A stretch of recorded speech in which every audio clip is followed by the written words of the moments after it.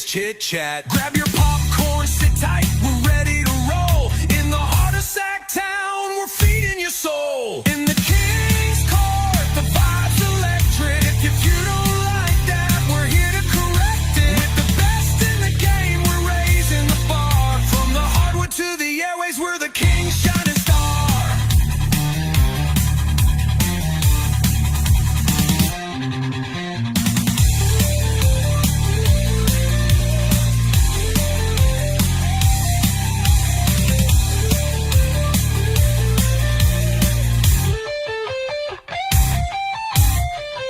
With the NFL, Adams in the ring.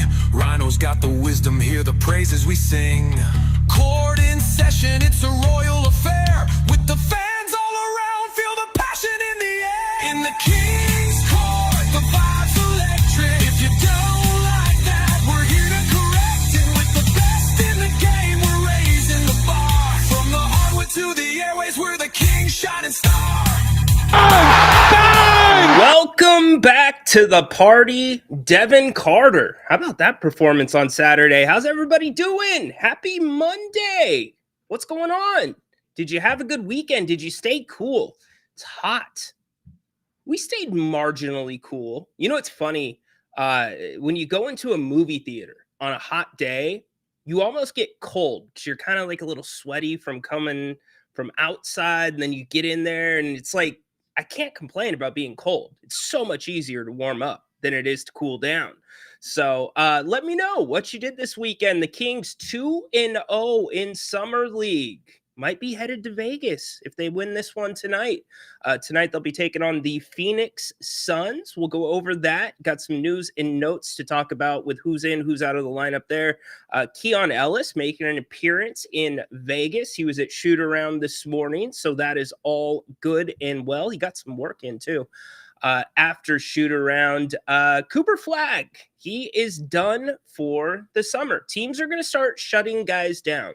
Your top lottery picks, and maybe the Spurs will let them play through. Castle is now shut down, though, for the rest of Summer League. That's why I said coming into Summer League that I thought the floor for the Kings theoretically should be, well, I said the semis, but, should be the playoffs. I still kind of stick by the semis because the Kings have just an older core. You've got 4 guys that have won a G League championship. You have 2 rookies, one who is not going to be playing tonight, and another that are 2-3 years older than the competition on the floor for most teams. Not to mention, they will be NBA players. Not every team has a roster full of NBA players and G League players. The Kings kind of have a rotation of G League and NBA players. So early on, though, early in Summer League, but very, I like what I'm seeing. Neat Clifford might be a little bit ahead of schedule. He knows his spots. He's confident. I've really liked what I've seen out of Neek. But Devin, one thing became just so clear to me between game 1 and game 2 of Summer League about Devin. We'll talk about it as the show goes along. Is a little bit of chatter about Devin saying that he's dealing with a shoulder injury right now. I can't confirm nor deny it. Coach Dip will talk about it. He hasn't heard anything. Shoulder looked just fine when he put up 30 on Saturday. So yeah, a lot to get into. Want to get your phone calls, get you up in here as well. If you want to call the show, you can hit the link that is in the chat pinned to the top. You can also scan the QR code. You're going to have Napes tonight after the game. So make sure, oh, I hit the wrong one. There you go. Look at Rhino screwing up. There's my grievance. It is a grievance Monday, by the way. So if you have any grievances, you can bring them here to us. You can put them in the chat. We will play them and we will go over them. I know my son certainly has a grievance with us today, with mom and dad. He is not super thrilled with us, but it ended up in his favor anyways. But yeah, the airing we will of grievances. I got a lot of problems with you our people. grievances as we go along today. You're going to hear about But before that, as I was mentioning, Grant's going to be back with you after the Kings game. He's setting up for a 9 p.m. Show. Make sure you join him. Should be a good one. We'll see if the Kings can improve to 3-0. You've also got the Major League Baseball All-Star festivities going on. I believe Home Run Derby is tonight. Do you still tune into Home Run Derby? Do you like it? I think I still kind of like it. It's just so long. Those guys got to be gassed. Like, when people look at the 3-point shootout on NBA All-Star Weekend, it's like the cool thing to watch now because you've seen most of the dunks. But the stamina that it takes to shoot 30 basketballs in, like, what do they give them, 90 seconds? You are gassed by the end of that. So you do a couple rounds of that. Imagine that with a baseball bat. So anyways, Grant will be here for it. We'll be breaking it down. I might even be joining him on that show. So we've got a lot to go over. We'll get into the Kings. We'll preview the matchup tonight with the Suns. But first, and by the way, wrestling overload this weekend. I'm here for it. If you want to throw a couple wrestling takes in, it was a busy weekend. AEW has their WrestleMania, which Adam was at, by the way, VIP, 7-hour show. Holy bleep. And then you had 3 WWE shows. Seth Rollins blowing out his knee, it looks like. Complete swerve with the planning and the storyline. So I'm open. I'm open to a little bit of that as well. We kick it off with Mac. What's up, Mac? Hey, how are you? Good, man. Happy Monday. Happy Monday. Speaking of wrestling, after the Goldberg match, I was waiting for Bret Hart to come out and just say how horrible Bret Goldberg is. Yeah, anyway. Just cold clock him, give him his receipt. Yeah. Anyway, every time I see Goldberg, I just can't not think of, because every time Bret Hart has a microphone, he tries to remind everyone how much he hates Goldberg. Anyway, three things. Mac, he ended his career. No, I understand, but I don't know. I do see Goldberg's point of view. He's like, I was rushed. I think he takes it personal to Goldberg, if that makes sense. I think that's more WCW's fault than Goldberg's. Anyway, I hear you. You know what? I was a Bret Hart kid growing up. I loved Bret Hart, but as the years have gone on, he's been a little bit of a crybaby. Yes. So, sorry, I got to call it out. Every time I see him in a documentary, he's crying about Hogan, or he's crying about Goldberg, or it's like, when were you ever happy? Hey, Brett. The airing of grievances. Hey, Brett. Mac and I. Problems it's with like, people. Vince always lied. You're going to hear about it. He's like, he says, "Oh, Vince was a father to me, but he always lied." I'm like, yeah. I don't know. Oh my gosh. It turned me off. Okay. 3 things. All right. First of all, in my opinion, and I want to hear yours, is the story of the year the San Francisco Giants. Like the seller, the team that nobody thought. They're 7 games above 500. They are a half game out of the wild card. They produced 3 All-Stars. They went and got depth. One thing I really liked about Posey is they were struggling to hit. What does he do? He goes and gets Devers. Yep. He got rid of Lamont Wade. He didn't wait around on Lamont Wade. He went, called up Smith. And they still got Bryce Eldridge to come up. Is that the surprise team of the year to you? And I know I'm biased, and because I'm a San Francisco Giants fan myself. But if you look at the Central, you have the Brewers and the Cubs. Kind of expect that. You have in the West the Dodgers, Padres. You expect that. And the Phillies and the Mets are also above 500. And St. Louis is also above 500. Those are all usual suspects. I don't think the Giants are. Would you agree? Yeah, and the one thing that you left out is Chapman. He's been out for so long. He just came back. It was the series against the A's, and he's so important to what they do. On a normal year, I would agree with you, especially because a lot of the fans down here are San Francisco Giants fans rather than A's fans. But I think the story of the year is going to be the Dodgers. They win the championship. They got another one, Ohtani, who basically has been doing rehab starts at the major league level, which is just insane. So if the Dodgers go on to win, there's your story, 2 in a row. If they don't win, then there's the story of the year too. So I just don't know how you get around that LA team. One could say that LA team has been underperforming, in my opinion. I mean, you have that talent and you just lost 7 straight. Yeah, they got right on Saturday and Sunday. Yeah. But I mean, they lose in extras. Like it wasn't like it was an easy. I feel like the Dodgers can be beat this year. I think last year's team looked more, I don't know what the word was, scary or whatever. Yeah, Betts and Freeman have been kind of inconsistent this year. I hear that. Yeah, so I could see them. I could see them losing. I just really can't, because they just I don't believe in them. Well, I did at the beginning of the year, but not now. Second thing. Yes. And right, I have 2 more. Second thing, Juan Jennings just said he is not playing, and he wants a 15 to 7. He wants 15 million or 17 million. Yes. Real question? Do you give that to him, or do you just walk away? Because I would want. I don't know. I would walk away. It sounds like they like this undrafted free agent who's 6'2", and he was lighting up in minicamp.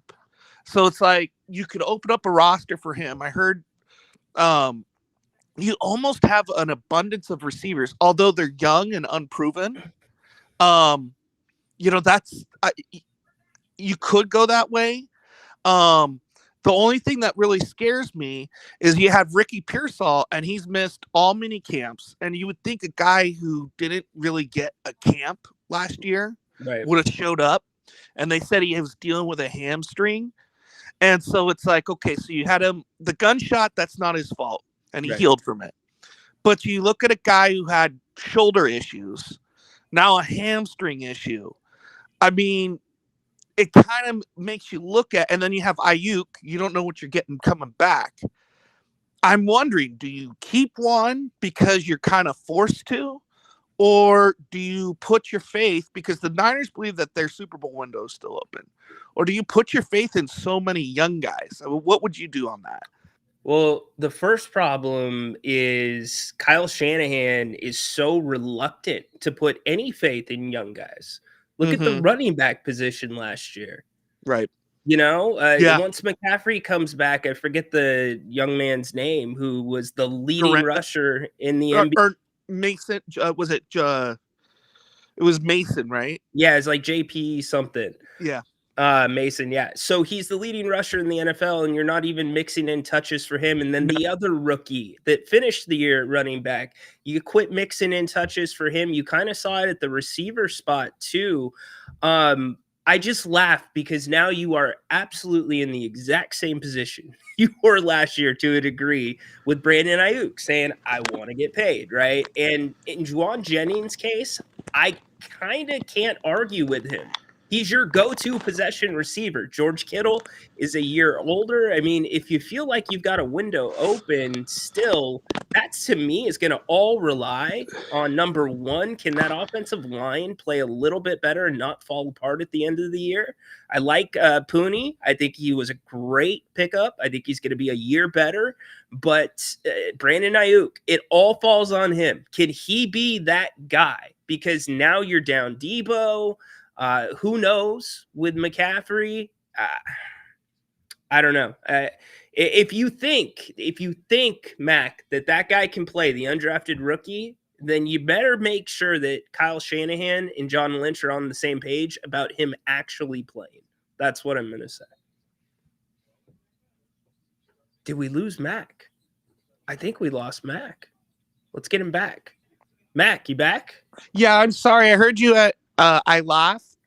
I had a phone call and then I declined it, but I could see you talking, but I couldn't hear you. Yeah, basically what I'm saying is it's going to come down to whether Shanahan's going to be willing to play young guys. You might have to force his hand to do that, but if you lose Jennings, who's your possession receiver? You just don't have one. Well, one thing you could argue is we could say Juan Jennings is one of the slowest receivers in the game, right? His game is not based off of speed, right? So that you could also bring in a Keenan Allen who plays a similar game. Like I could see Juan Jennings playing at 33, like Allen does. Because he's not like Tyreek Hill or Ayuk. No, but his routes are pristine. You know where he's going to be. No, absolutely. But I'm meaning because he runs good routes, I think he'll age better, if that makes sense. Because he's not, and that's what I'm saying. Like, could you replace it? Could you find a guy on the market like that, if that makes sense? Like, is there I don't know, could Amari Cooper do that still? If that, you know what I'm trying to say? Yeah, no, I hear you. I mean, are you a Niners fan? Yes, I am. Okay, so do you think the window's still open? I don't. I know that the 49ers believe they do, but also it's like you still haven't spent 40 million. Is it 40 million or whatever that they have to roll over for next year? I think I like where they went on defense. I really do. But if you're going to tell me that they're going to start the season 4-0, I think it's one of those defenses that's going to get better as the year goes on. And they might benefit from having an easy schedule and sneaking into the wild card. And I do know Shanahan. I know Shanahan, he hates playing young guys. He absolutely does. And I don't, it's been one of the most frustrating things in the world. I mean, you could argue McCaffrey's tendons aren't as bad as they are if he didn't bury Mason on the roster for 3 years. He had him on the same team for 3 years. It's a great point. And it's like, and here's another thought, creativity wise, why not put them both on the field? You're allowed to do that. A little bit of wing T action. I hear you. Well, but it just frustrates me because, like, you see teams like the Lions do that. They work Gibbs and what's his name? Their other running back. Sonic and Tails. Gibbs and number 5. Why can I not remember? I can't. But they run them. What's the number one position that dies first? It's running backs. So why not be conservative with him?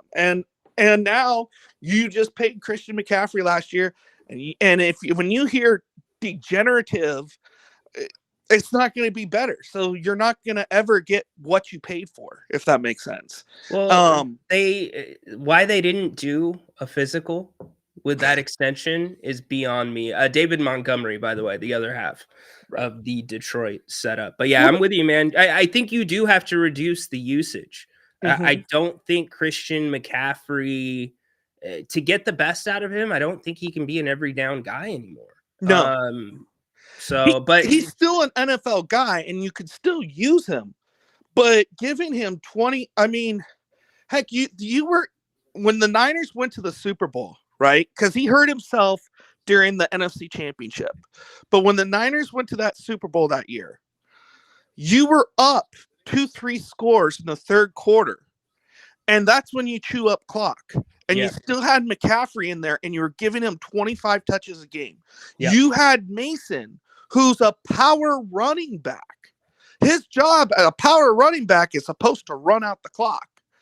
What in the heck were you doing? One should argue McCaffrey that year should have had 15 touches a game. They could absolutely theoretically be a version of what Detroit does, because Mason's so low to the ground. he's like a bowling ball. Those guys are so hard to tackle. Ball control is usually pretty good as well. And then you can put McCaffrey in for the other stuff. But again, it goes back to your head coach. I just think he's stubborn. I think he's burnt out. The way that last season, just even rolling into training camp, dude looked burnt out. Like how you don't know the rules of overtime in the Super Bowl.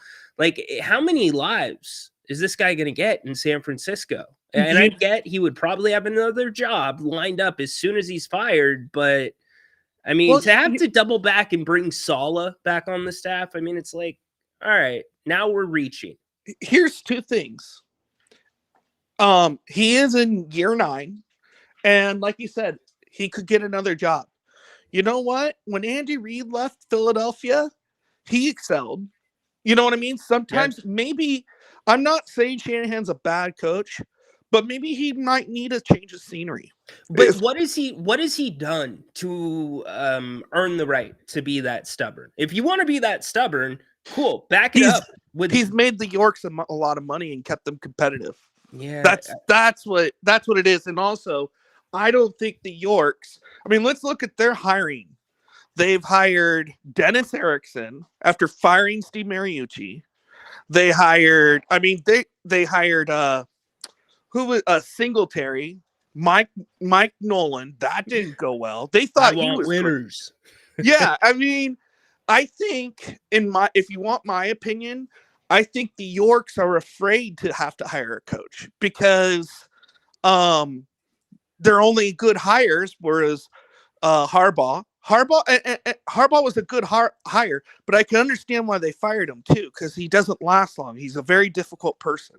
Yep. And then they were so scrutinized for firing a winner, and they lost a lot of money. And I think they're somewhat afraid to get rid of Shanahan. If that makes cannot sense. win with him, cannot I close also with him, think and do it. Because of his dad and the tie-ins to the '94 team, I think it makes fans feel good and whatnot. That's why I think they're so reluctant. But I do think Saleh might be a backup plan. All right. And I think that's something the fan base can get behind. All right. Mac, what is point number 3? So did you read what Marcus Freeman said over the weekend? No. Okay, so he said, and I absolutely think this is stupid. I get on paper it sounds great, but it's stupid. He says CJ Carr, he said CJ Carr could be our starter, but then we can run. He didn't name names, but you could figure it out by what he was saying. But he's like, we could run Minchie in different packages in the red zone. Stop. And I'm like, no, you stick with one quarterback, right? Yeah. In my opinion, I would go with Minchie, and here's why. It's easy to move the ball between the 20s, right? It's hard when you get to the red zone. And I think he allows more creativity, especially when you're a running team. So I would like Kenny Minchie to be the quarterback. I could understand why you would go with CJ Carr. But do you think Freeman's really going to do that, or he's just saying that to stop transferring? I can't see him doing that. I just can't. And Riley Leonard is a special talent, and I thought it was actually the adjusting the offense to how he played is what carried Notre Dame to the national championship. And I was hoping they would try to kind of keep trying to find quarterbacks like that, and Carr doesn't fit that build whatsoever for me. So, the old saying, Mac, if you got 2 quarterbacks, you don't have one. Right. Well, and that's the thing is, we did see what Denbrock did at LSU with Daniels. Why couldn't he do that with Minchie? And I thought in the spring game, Minchie was accurate. It wasn't like he looks like, I think he's a better passer than Leonard. You could tell Carr is the more superior passer, but I just feel you could be so much more creative in the red zone, and it allows you in the red zone to go 11 on 11 instead of 11 on 10, where if Carr, because he's a pocket passer, it allows the defense to kind of, bunch up more.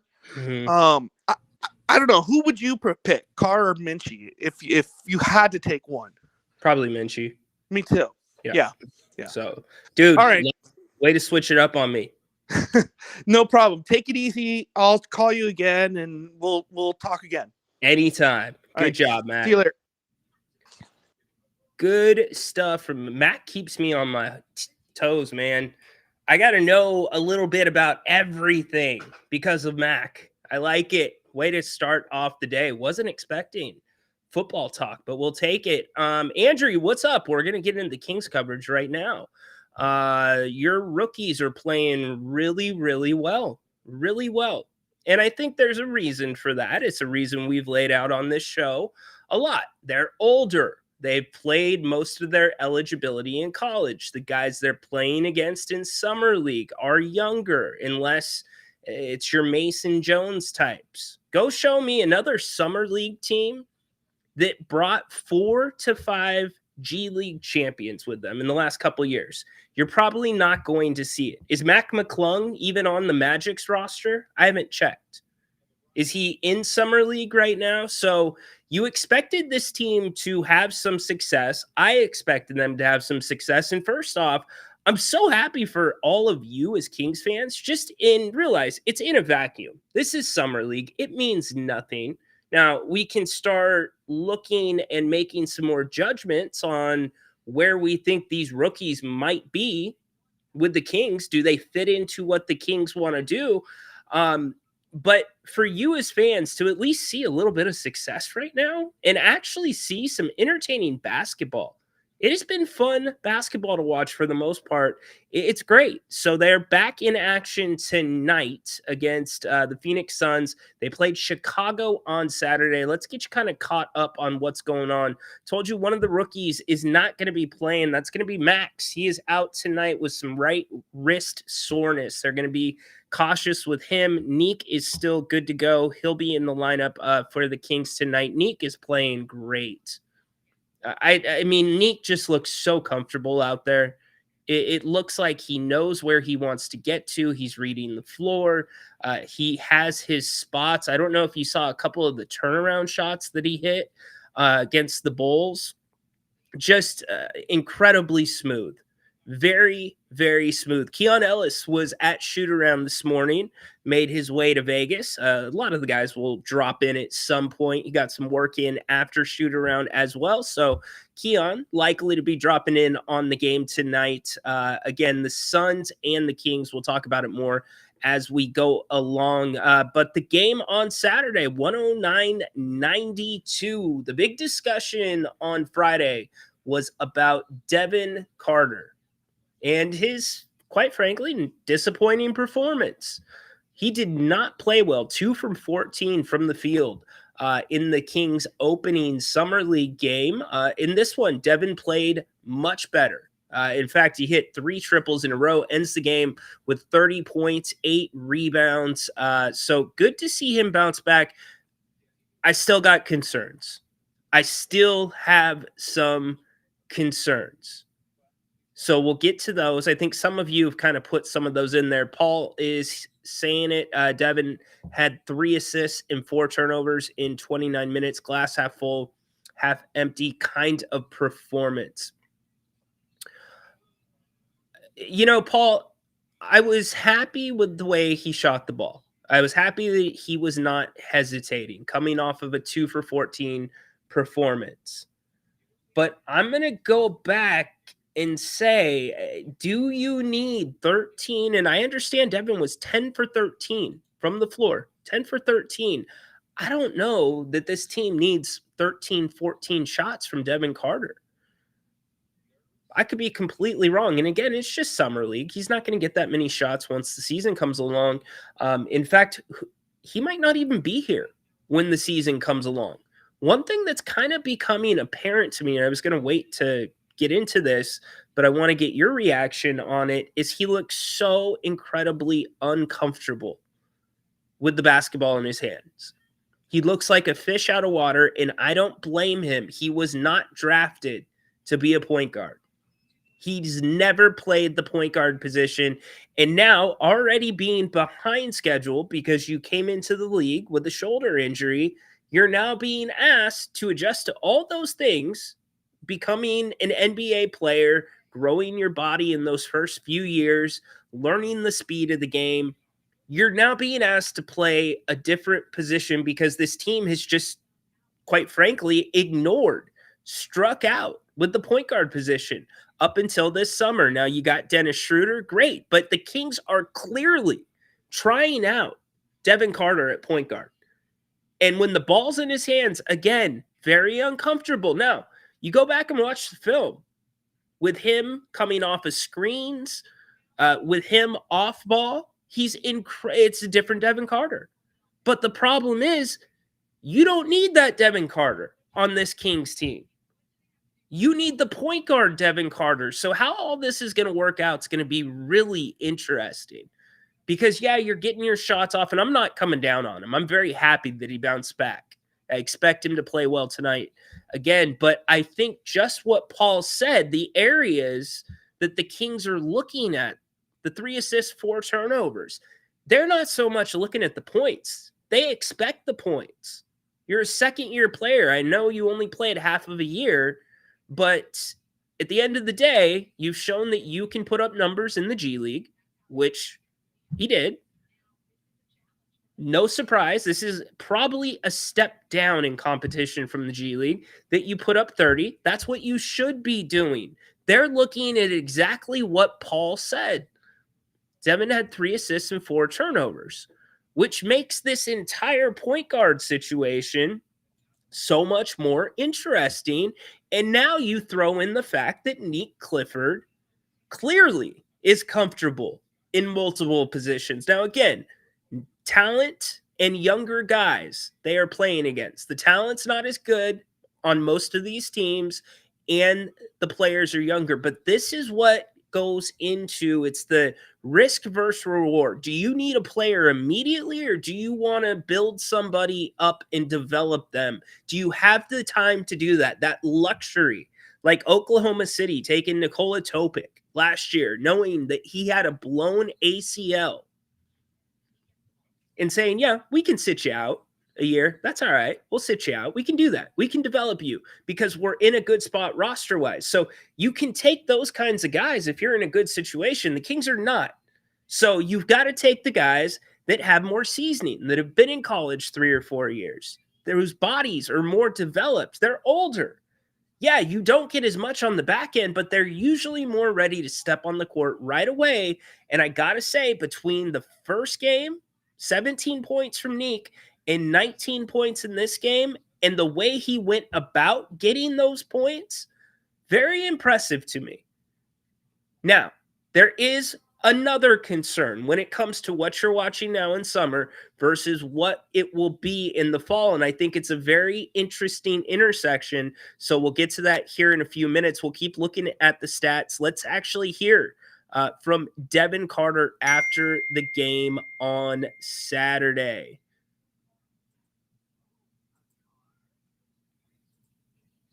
How did it feel in general, and to kind of assert yourself there on the scoring side? No, I felt good. Definitely a bounce back game. My shoulder feels a lot better than it did the first game. I tweaked it the day before the game in scrimmages that we had. So I was kind of playing hesitant the first day, but I just had a lot of treatment, a lot of Advil. So shook back. So glad we got the win though. That was really the most important thing. We're 2-0, and I feel like that's the most important thing going into the next game. Yeah, I was going to ask. Looked like kind of both games, it was kind of bothering you a little bit. The shoulder. Is it? It wasn't today really until I fell. Okay. It was a little bit, but definitely the first game it was the day before, so it was just a small tweak. But that's part of having shoulder surgery. So nothing out of the ordinary. No. Ever since I had the surgery, it'll have its episodes where it'll hurt a few days, and unfortunately for the first game, it happened the day before. If I'm being blunt with you, I have no idea why he's sharing this right now. This was super surprising to me. You just chalk it up to a bad game. I had a bad opening game at Summer League. You remember last season when we talked about Mike Brown oversharing? This is way, way, way too much oversharing. What are teams going to do now? They're going to go right at that shoulder. And it's not only from a standpoint of teams right now in Summer League. You know, I appreciate Devin's honesty and his candidness, but that's not something that you usually air out there. Well, yeah, it would do some popping, and, you know, I had a couple episodes last year. That's TMI. It really confused me. And then wait till you hear what Coach Dip said. But anyways, disconnect. Does that bother you guys? If a player, when was the last time, actually? Let me be blunt about this. I know this is Summer League, but let's go to the regular season. When was the last time you heard a player be that candid? I mean, I can't think of responses that are over a sentence.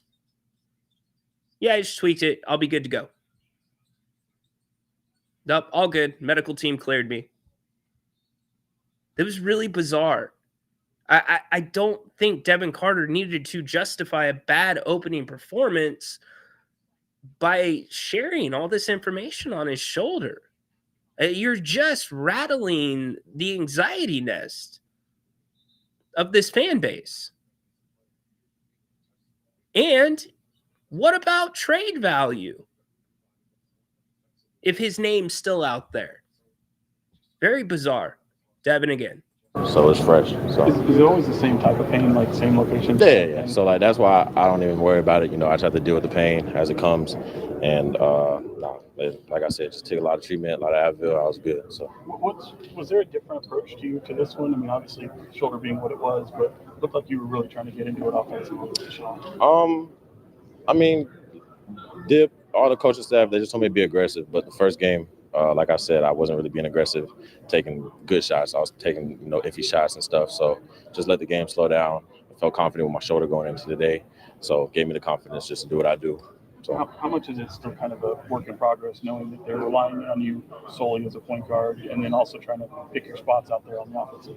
yeah, it's definitely a work in progress. I feel like today I did a lot better. I don't know how many turnovers I had, but I feel like I did a lot better, initiating the offense. So, it's just reps really is all you need to learn, and glad I'm getting them here. How do you feel running that pick and roll game, specifically working out with Max?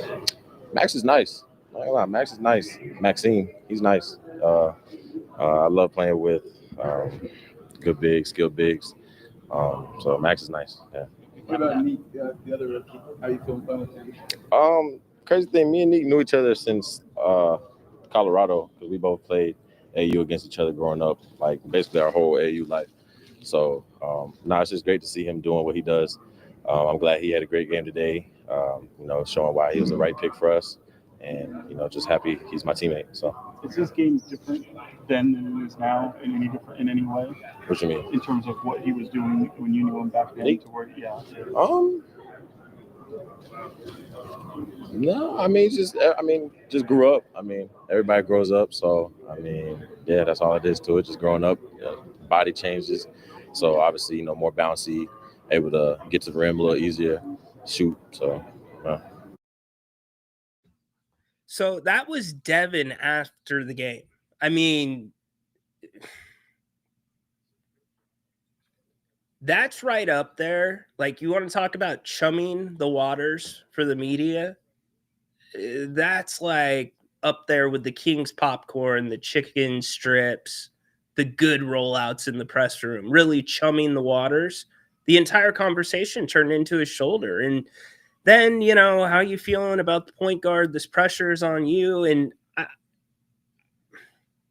I'm at this weird spot because there's a big part of me, and I'd love to see where y'all come in on this. There's a big part of me that's like, you know what? I kind of feel bad for Devin in a sense. Kind of do. You go through the process.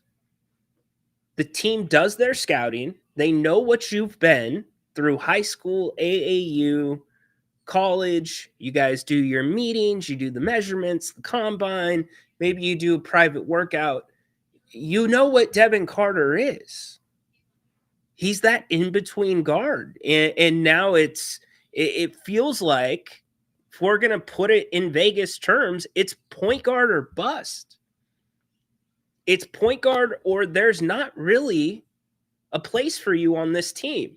Because the weird intersection that I want to talk about is the way the Kings have played the first 2 games through Summer League. It has been that 5-man basketball. And other than maybe about 8 to 10 minutes where the offense kind of stalled out because you didn't have that bona fide guy that you're going to go to, other than that, it has been tempo, pace, pace, pace, get to the corner, very much like they wanted to play at the beginning of last year, exactly like Stockton plays for the most part, or at least the Stockton team that won the championship, the way that they played.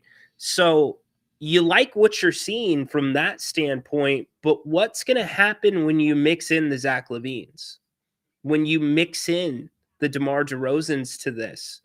How does that affect that pace and that 5-man basketball? Because clearly it looks like Neek is going to be okay playing a couple of positions. I mean, I'm confident saying that. Even though this is Summer League, I feel like I have seen enough of Neek to know he can play rotational minutes in the regular season.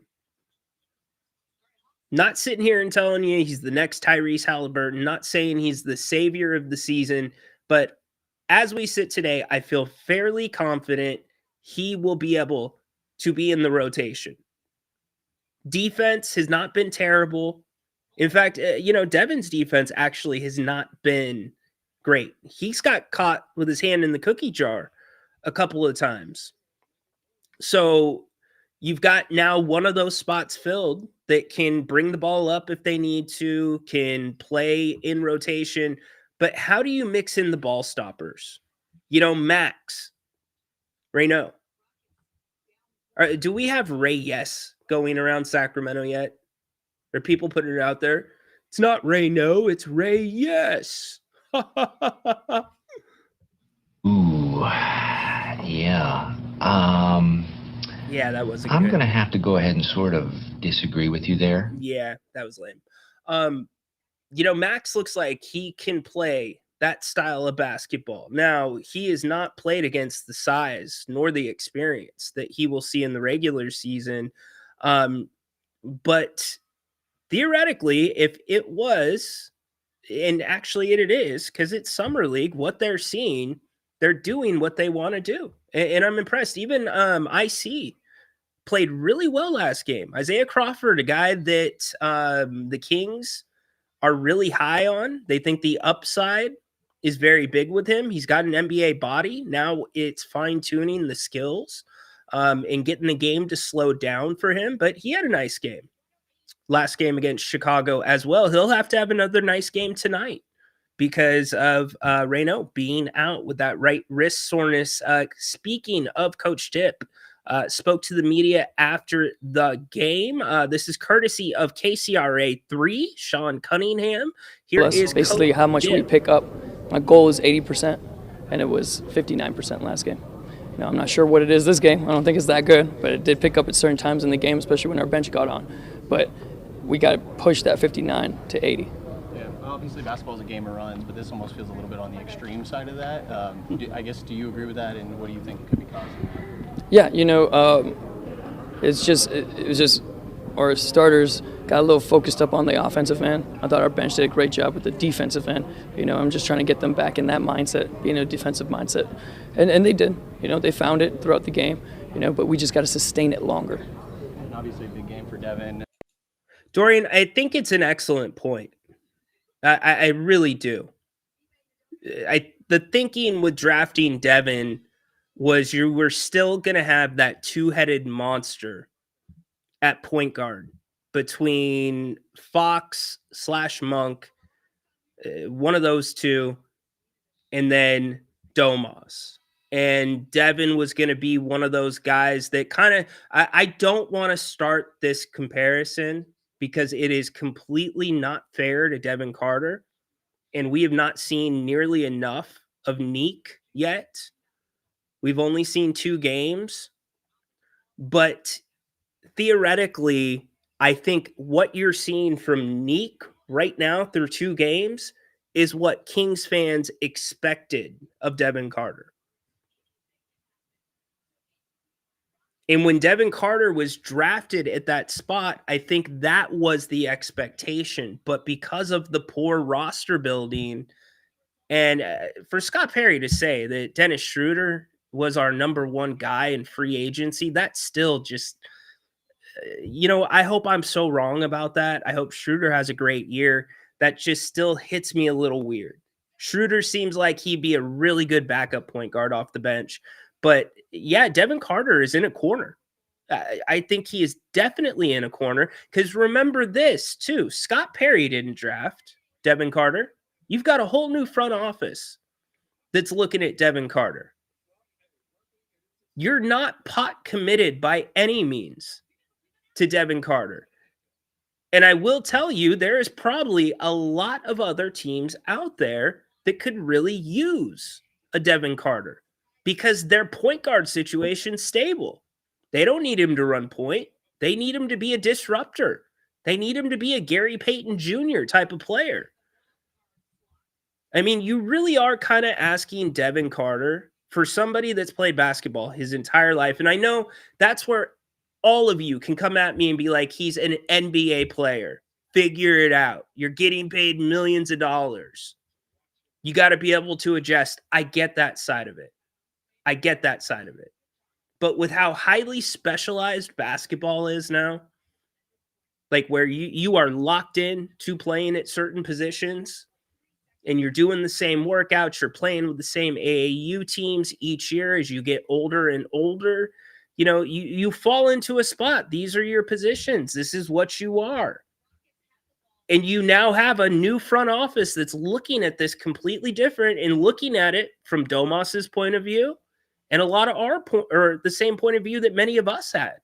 That was this team, the fall gap, the hole, the crater is the point guard position, and it's falling on Devin's shoulder. I mean, it's not even secretive at this point. Did you hear Sean Cunningham's question to him? When the media is asking you that directly, and the franchise or the organization has made it known, and look, this is on Devin to be able to go out and show what he can do at the point guard position. But when you get to the regular season, and this is where I'm cautioning everybody, and I'm not trying to poo-poo Devin's game whatsoever. I was so happy to see him bounce back, because I think of a lot of it's upstairs too. When you miss that much basketball, and now you're being asked to do something that you've made clear you've never done up until this point in your career, and there's a log jam. There's like a Disneyland line in Carsville of guards on this roster. One that's playing with you right now, Mason Jones, who I truly believe should be in training camp with the Kings. He better be in training camp with the Kings. He's better set up to run the point right now. But back to my point, we're looking at the points, and that's good that Devin's scoring, the shots going. That's not his role in the regular season. So it's great the shots are falling, but Paul put it beautifully. He's looking at the assist to turnover ratio. Like what I would have liked to hear or have heard from Devin, just to let the team know, like, this is just me now getting like to that next layer. I'm going deeper, knowing that the team's putting this much pressure on me to be a point guard or probably bust. I would have loved for him to not focus on the shot, not focus on the shoulder, and focused on exactly what Paul said. Devin said he didn't know how many assists to turnovers that he had. That's what I would be laser focused in when I'm talking to the media, because now I'm getting across to the team that Yeah, my mind's there. I'm showing you I can do that all while trying to do this. Again, the 2 or 3 minutes about the shoulder, just really weird, very weird timing. Coach Tip. And how do you feel like his aggression helped with that tonight? Yeah, no, Devin was great. He was aggressive. He hunted shots. He got to the paint. He made great plays as well. I thought he did a great job. Do you like that when he's, like you mentioned, hunting shots, especially coming off of maybe a poor shooting night in the previous game? Yeah, I just thought game one, like even himself, like everyone's got to let it fly. Like we're crashing for a reason. That ball's going to go in the air. We're going to get the ball back, But I believe in all of them. I have a lot of confidence in their shots. So like if it's open, you shoot it. Mars, here's why I'm going to disagree with you. Defensively, the value's there. And here's the other reason the value's there. You are still in the area of you don't know what you have. He played half of an NBA season. And in that half of a season, he showed that he can mix it up and rebound with the big guys. He showed that he could be a pest at times. In today's NBA, with this CBA and Devin Carter making what's Devin making right now? DC's probably making, he's going to be on the top list. Making $4.9 million this year. There is absolutely a handful of teams out there that need a defensive pest for 8 to 9 minutes that still is undeveloped. Look at Davion Mitchell. Jerry Reynolds said, you don't know, you're not going to know on a guy until they have 2-3 stops in the NBA. Outside of the second half of the season, when the Kings won 46 and beat the Warriors in the play-in, outside of that section where Davion played really well, most of Sacramento was down on Davion. Bust. He goes to Toronto. I thought he outplayed Fox in both games. The Kings and the Raptors split those. Goes to Miami, excels because it's more of a structured environment, which he came from in college. Now he's making $14 million a year, Mars. So I think right now you're not going to go out and get Devin on your own. No. You're right in a sense that a team's not going to say, hey, Kings, we're going to send you 2 second-round picks for Devin Carter. No. But Devin is a very good complementary piece to a bigger trade that may involve a DeMar DeRozan. So I got to go the other way there. Let's get back to Coach Dip after last game. Again, courtesy of Sean Cunningham and Channel 3 and Michelle Dapper. And all the good basically how much we pick up. My goal is going to be better, and we just keep focusing on that. The defensive mindset and our identity, the outcome would take care of itself, and that's what I'm really harping on. You called Nick a jack of all trades the other day. I think we saw it tonight, but especially on the boards. What do you feel like makes him impactful there, and how big is that to have a wing that can get he's really good at pursuing the rebound, and it really helps us because now we can run, because he can handle, because he's a jack of all trades, and he can pass. So it's really helpful when he rebounds. Now he can push, and you see in transition he's going. IJ gets a great run to the corner, and now he's got all this open space to think, okay, it's a defender backing up. I shoot it, and he did. He get a 3. If he's pressing up, we'll go right by him, go to the rim because it's wide open. And that's what his rebounding does for him. Speaking of his passing, it seems like he had some really nice passes tonight. A few weren't so great. What are you looking for from him in that aspect of his game, like just from a process perspective? What are you looking for out of his passing? For his passing is just making the right play. If he consistently makes the right play, he's good.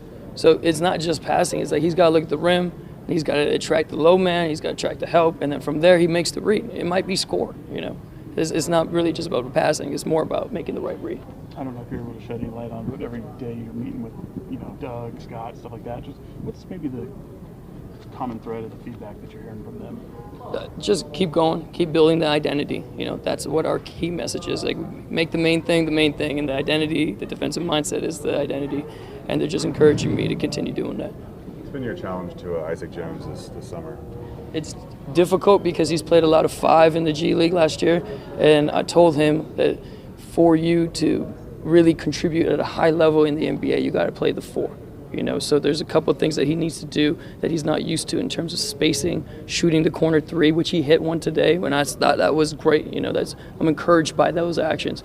Sprinting to the corner, I thought he did a great job of that as well. And then defensively, just being more up so then when he switches on these smaller guards, he can contain them a little bit. And if he can do that, he's going to be a really good player in this league. Is there anything you can share with us on Devin's shoulder? He was talking about how it kind of bothered him the first game and was a little bit better today. Is this... Okay, so it cuts off there. Coach Dip says he wasn't even aware of Devin having a shoulder thing. So I don't want to make too much of this because it's Summer League. And again, probably something Devin kind of kept to himself, but to go to the media with it as much as he did, it was just really bizarre. I mean, play it one more time for you. And, to kind of assert yourself there on the scoring side? No, I felt good. Definitely a bounce back game. My shoulder feels a lot better than it did the first game. I tweaked it the day before the game in scrimmages that we had. So, I was kind of playing hesitant the first day, but, I just had a lot of treatment, a lot of Advil. So, shook back. So, glad we got the win, though. That was really the most important thing. We're 2-0, and I feel like that's the most important thing going into the next game. Yeah, I was going to ask. Looked like kind of both games, it was kind of bothering you a little bit. The shoulder, is it? It wasn't today really until I fell. Okay. There was a little bit, but definitely the first game it was the day before, so it was just a small tweak. But that's part of having shoulder surgery. So nothing out of the ordinary. No. Ever since I had the surgery, it'll happen. That is chumming the water for the media. And here's the other thing. The Summer League setup's a little bit different. In this sense, it's not like you're going back to your locker room, you're showering, you're going back to the hotel, you're doing that stuff. Devin has ice on his shoulder right now doing the interview. So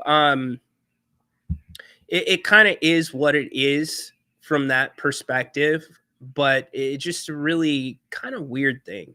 Really weird to me why that happened. The shoulder is going to be a problem. We'll see. I don't think the shoulder is going to be the problem. The problem is you're asking a player that is not a point guard. You're giving him what I believe is one single route to a roster. Well, maybe not a roster spot, but to playing time. You're giving him one road, and it's the point guard. And I'd watch tonight. Maybe watch for this tonight. Here's what I'm watching, because I played point guard my entire time in basketball.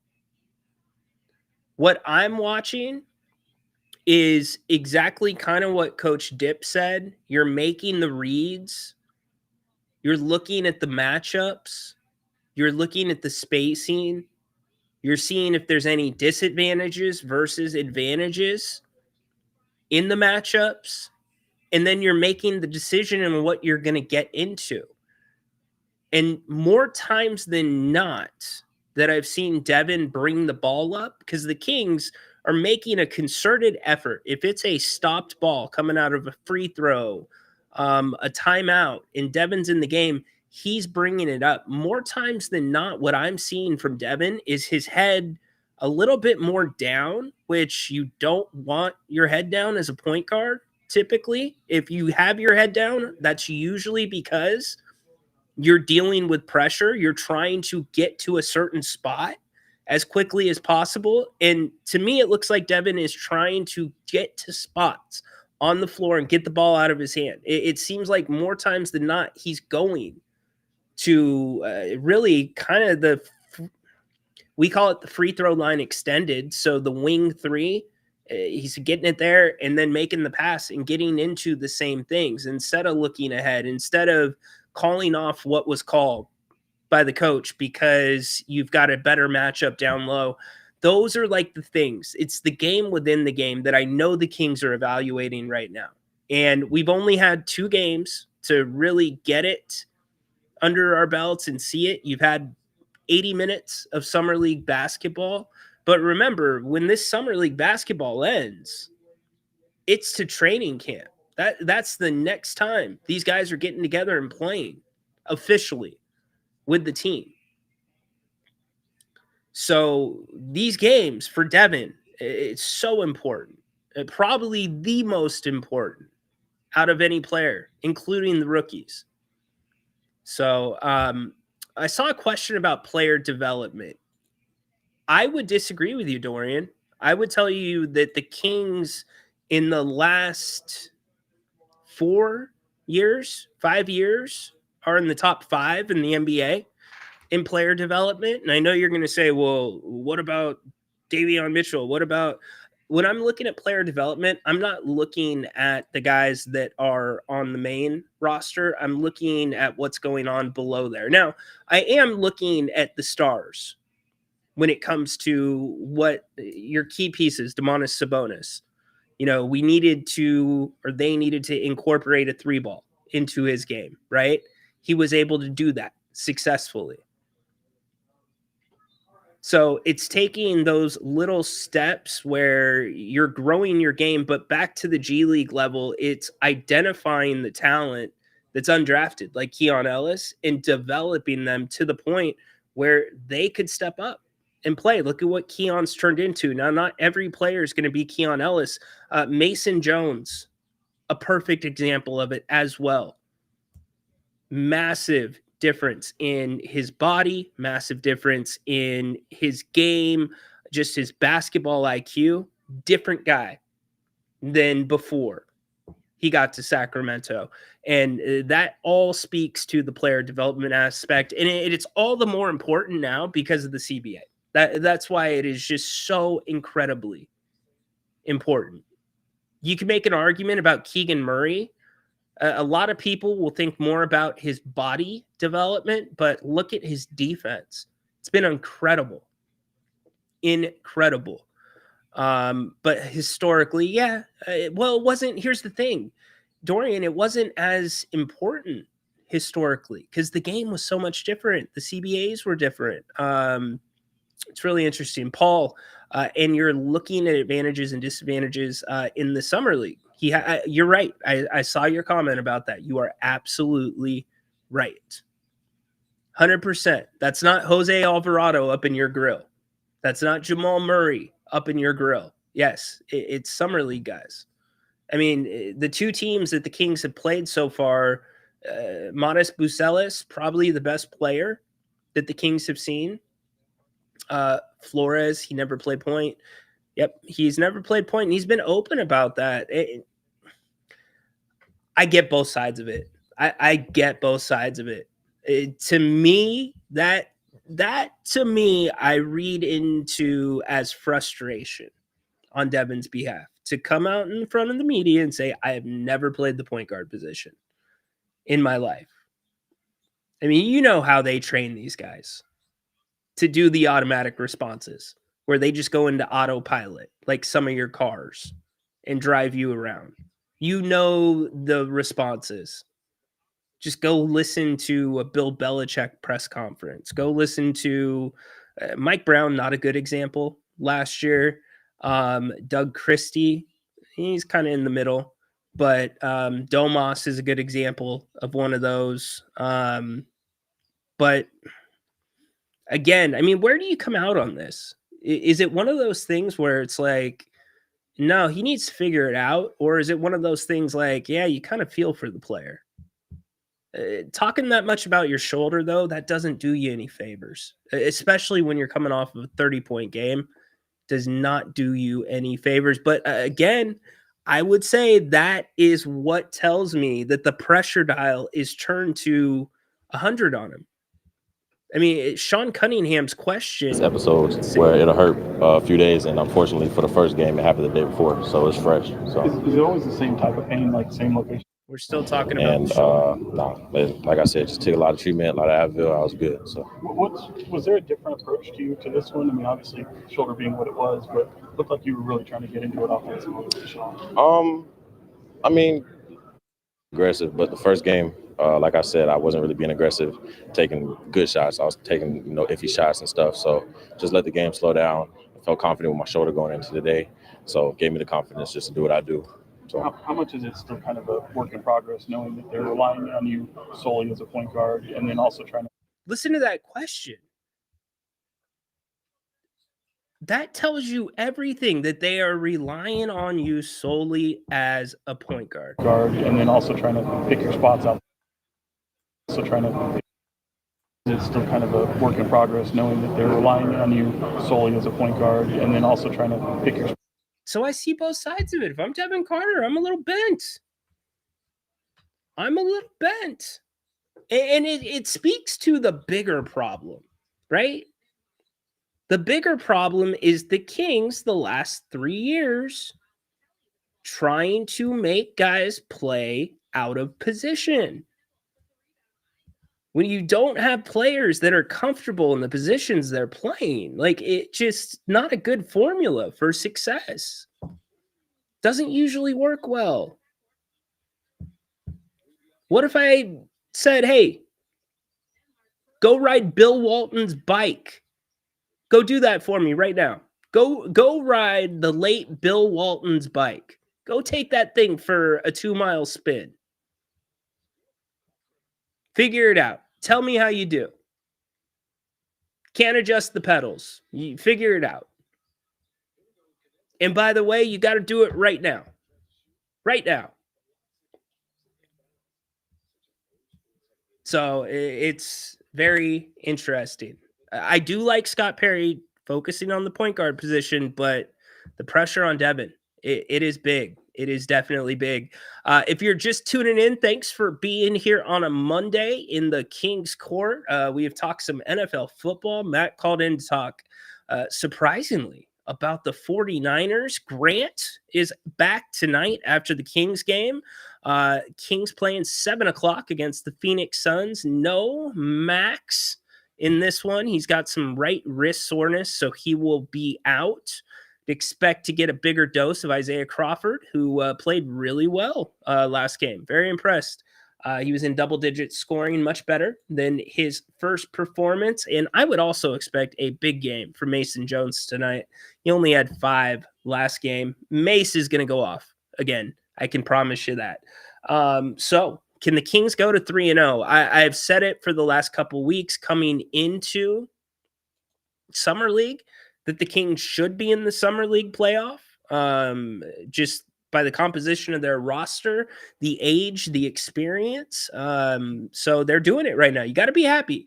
At least enjoy this. And now you take the next step of how do you integrate, if this is the style you want to play, up tempo, you want a defensive identity, how do you now start integrating the most important pieces? Zach LaVine's not going to be a defensive guy. Going to be a little bit more of a ball stopper. Dennis Schroeder, some nights he'll defend, some nights, you don't know. Domas, what you going to do there? Keegan's going to defend. So offensively, I think it's very interesting, though, to see how the Kings are sharing the basketball in Vegas, because they can. It's a smaller game in terms of the size on the floor, but they are doing most of the things that Coach Dip is asking them to do. So the Kings look to make it 3-0 tonight. But yeah, join Grant tonight after the game right here, right around 9 o'clock. Grant will be on taking your questions. Doesn't have to just be Kings. You can talk about some other stuff. You got Home Run Derby going on tonight as well. Maybe you want to hit Grant with some wrestling questions. Hey, Grant, what did you think about the Texas death match this weekend? It all in. How was that, Grant? Did you check it out? Anyways, I found this interesting. It's going to lead me in.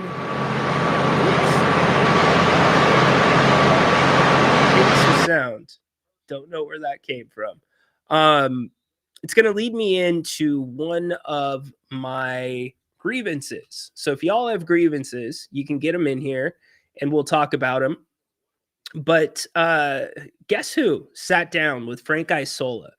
You don't get this very often, but Rich Paul sat down with Frank Isola about this entire LeBron thing, the landscape of the league, and he spent about 20 minutes with him. I want to play a few minutes of that for you, and we'll keep running through some of the numbers and the stats. If you would like to call the show, you can call as well. Would love to have you on, and then we'll keep taking your messages as well, taking you up to about 4 o'clock. Here was Frank Isola with Rich Paul just 2 days ago from Vegas.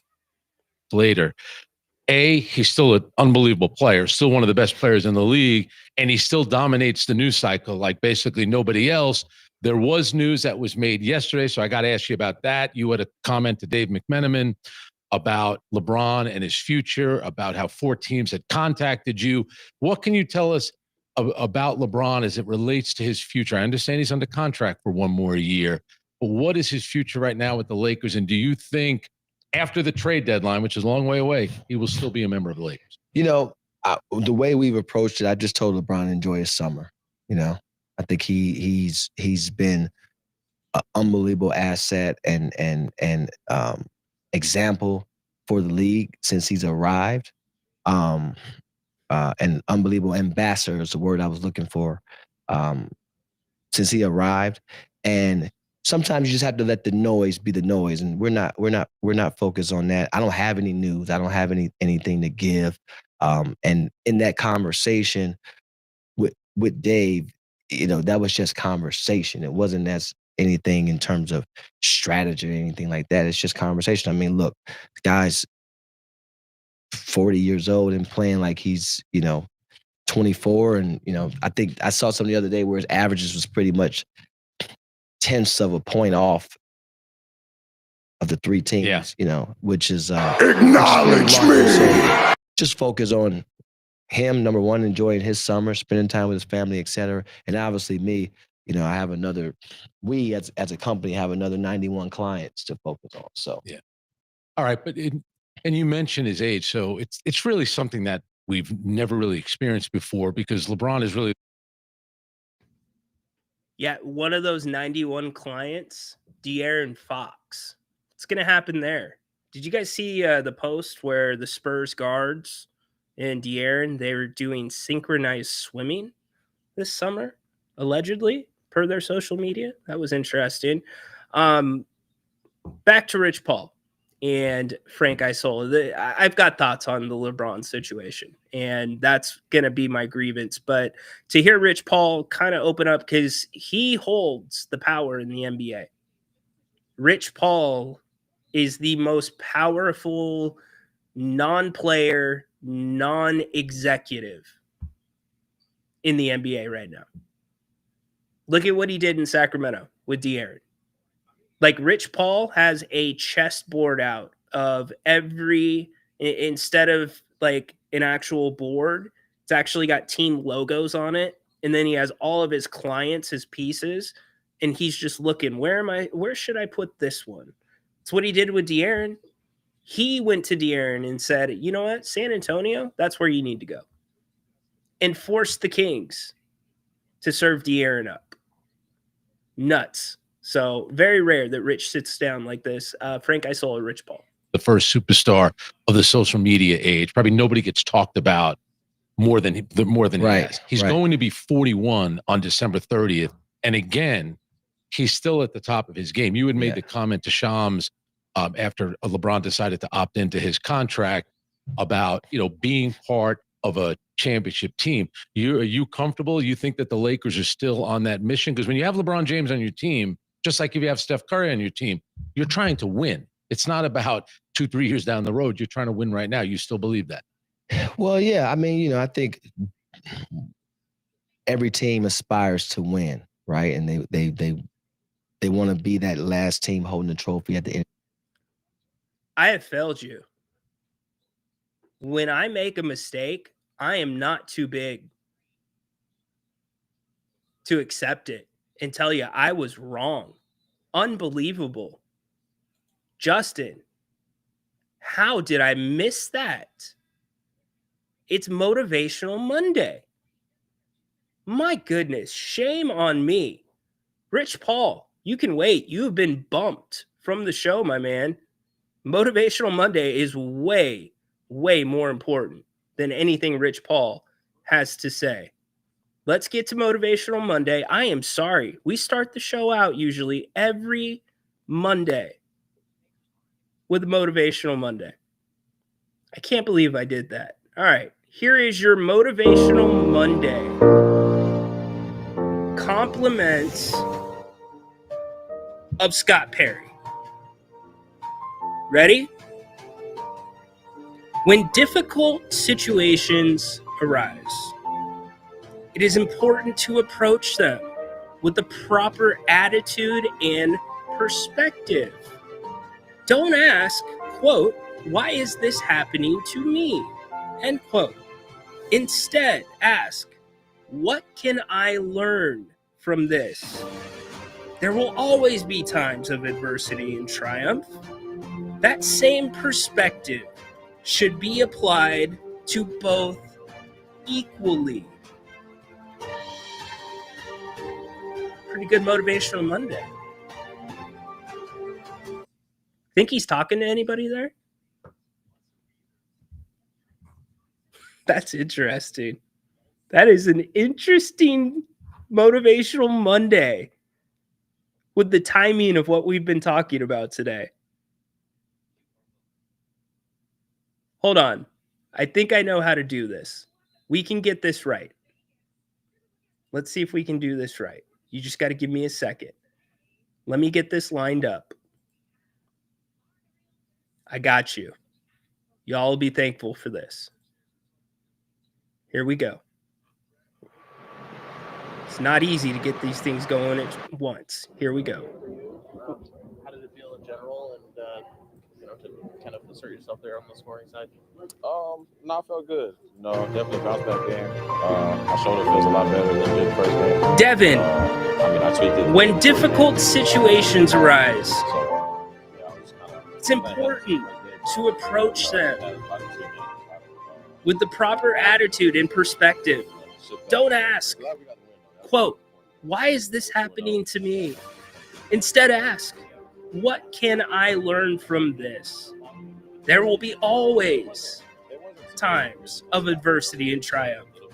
That same perspective should apply to both sides equally. That's part of having shoulder surgery. What do you think? Those match up pretty well. I'm telling you, little extra meaning behind Motivational Monday today.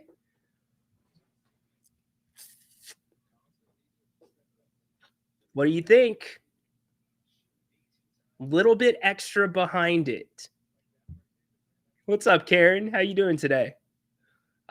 Be a bit hard to pass on the ball in the water.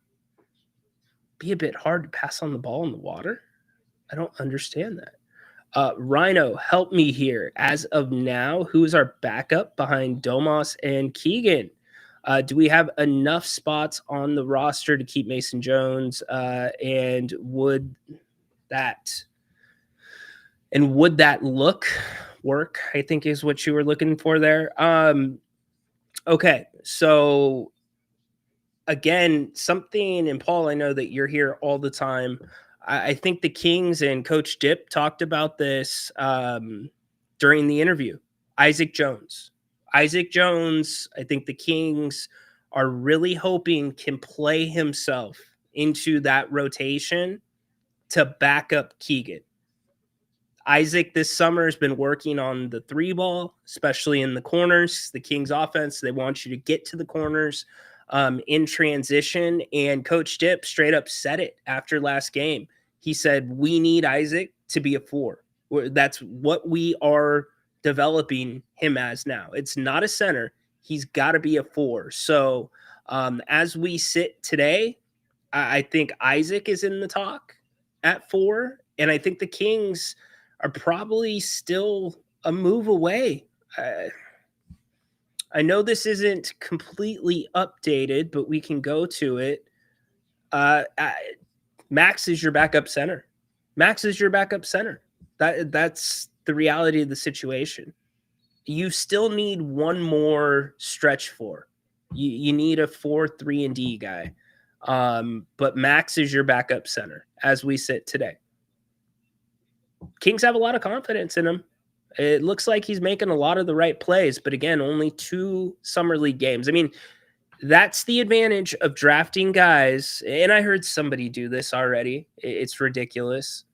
Oh, let's redraft. Today on the show, we're going to redraft this draft after 3 games in summer league. Stop. You don't know what guys are going to be, but basketball IQ wise, Max playing multiple years at college, being older, it's going to be easier for him to take that step and play minutes. But as the team's constructed, Max is your backup center. And Isaac, I think he can get there. But again, that's where that young kind of feel comes in. And how is the way that they like to play going to mesh with a little bit more of that pounding the air out of the ball if DeMar's still here, if Zach's still here? Does getting a true point guard in Dennis Schroeder change everything and balance it out? I don't know. But that's what it's looking like there. Mason, you would probably I think that I don't know the rules because I'm trying to think about with Mason. It's a good time to look. How many years can a player be a 2-way player NBA? See if there's a cap on that. Okay, so Mason is he's got to make the roster to be with the Kings. Mason has to make the roster. What that would look like is probably Devin Carter gone, somebody in that range gone, unfortunately. Mason very well could, and here's the other thing. Mace is more offense than defense. Mace is a little bit undersized compared to Devin, but the Kings, although they say they want to play defense first, that is where it becomes super tricky because you don't have the pieces to play defense first. You have 3 of them right now. 3. Because we can't put Max, we can't put Neek in either of those categories yet. We don't know until they're playing against NBA players, vets in the league. I think you've got Devin and Keon, but those guys play the same position, which makes that difficult. And then Keegan. Those are your 3 defensive pieces that can guard multiple positions. If Jake LaRavia was still in Sacramento, this is a much different conversation. It is a completely different conversation about whether the Kings can play defense first. You just, unless you're able to go out and still get somebody, Kuminga, I don't know enough about his defensive game off the top of my head to really say. But yeah, Mason has to make the roster because he's been a 2-way for 2 years now. So I would be surprised if Mason is not on a roster somewhere in the NBA this year. I really will. I bet he will be on a roster somewhere. And if not, definitely in the G League and be on the short list to get called up by a team for a full-time spot. Better motivation, Doug Christie as a player. Adam Uso, by the way, is on the line. So we're going to sneak in about 10 minutes of wrestling because so much happened this weekend. No problem, Patrick. Glad you can make it. Max ahead of Sarich and Eubanks. It's too early to tell, to be honest with you.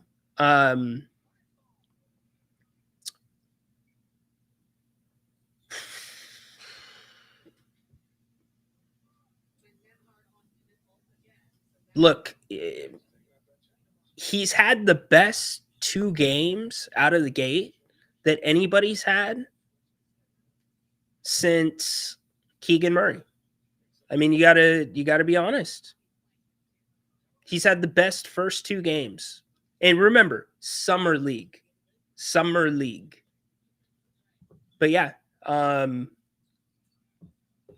would tell you right now he's kind of on a Keon, or not a Keon, but through 2 games, he's on a Keegan track. Different positions, but the ability to step in and play right away, I think it's there. And his build, look, BJ sent me a picture. Sorry, BJ, if I'm blowing confidentiality here, but everybody knows BJ was in Vegas for the start of summer leagues. He called in, he sent some pictures.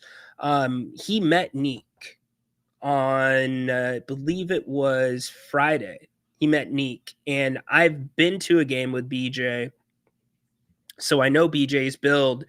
And the comparison with Neek and BJ, I was like, okay, Neek's kind of built. He is kind of built a little bit better than I thought. So if you continue, yes, it will be a quick hit. We'll do like an hour, or we'll do like 10 minutes. If you continue on this track, and again, I think the Kings probably should be in at least the playoffs for the Summer League. They should be in the elimination rounds, no doubt. But it's going to be led by Neek. He's had 17 and 19 points, respectfully. And at one point, the Kings were stalling out a little bit to begin the third quarter, and Neek only had 9 points in the game. And he kind of pushed the tempo a little bit, got him back in, and Devin hit some shots too, but ended up with 19. So Neek is having a comparable summer to what Keegan Murray had. Different positions, but comparable. So, all right, we're going to do a quick 10 minutes of wrestling, and then we'll talk some Kings with BJ, who's going to call in a few minutes after Adam. But because so much happened this weekend, you had AEW All In, you had Saturday night's main event, you had Evolution, and I'm forgetting, you had NXT. There were a ton of pay-per-views. Kind of hard to keep this guy out on a Monday. What's up, man? Adam. What up, bro? How you doing, brother? I'm great, man. How are you? Doing well. Let's go. Let's see. Here's my airing of the grievance. It's with the IWC, the Internet Wrestling Community. Hold on. You can't air a grievance without the proper imaging. I got a problem. Adamus has a grievance. Here you go. The airing of grievances. I got a lot of problems with you people. Now you're going to hear about it. There's so much tribalism in wrestling where you're one or the other product, and I've been a victim of that in the past. But let's take you back to what is considered probably the greatest era of wrestling. The Monday Night Wars. Exactly. And why is that, Rhino? Competition. Exactly. And I think that's exactly what we're seeing right now between these two products. This was, man, AEW's week was fantastic. I went to Dynamite, Collision, and All In. So 3 nights of events this week, but All In, man, just a phenomenal show. I had the time of my life. It was probably the best event that I've been to in person. It was 7 hours long, but honestly, didn't really feel like that. Just had a great time out there. And I want to shout out all the AEW staff, talent, everyone there just treated us like gold. And I can't say enough about him. He was, just so y'all know, stop me if I'm not allowed to say this, you were a guest of AEW. Yeah, a little bit of that. We were providing a service for him. I reached out to him and just asked if I could provide a service to him, and they accepted, and things just kind of went from there. So they definitely took care of me and my crew, and we just all had a blast. It was a great experience, and that team is phenomenal. They treated us great.